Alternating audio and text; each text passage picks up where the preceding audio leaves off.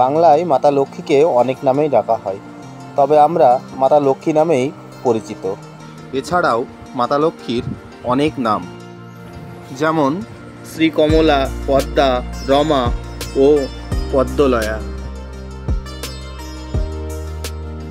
তাই চলে আসলাম আজকে মানিকতলা ক্যানেল ইস্ট রোড শ্রীগুরু শিল্পালয় শ্যামল পালের স্টুডিওতে, যেখানে চলছে লক্ষ্মী প্রতিমার রঙের কাজ।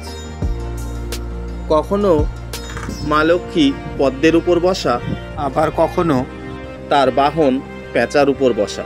কতই সুন্দর লক্ষ্মী প্রতিমাগুলি। আর এইভাবেই আস্তে আস্তে সেজে উঠবে মাতা লক্ষ্মী।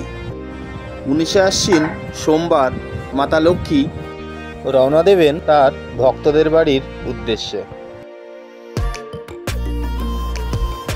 তো চলো আজকে এইটুকুই, আবার দেখা হবে নতুন কোনো ভিডিওতে। ততক্ষণ সবাই ভালো থাকো, ভালোবাসায় থাকো।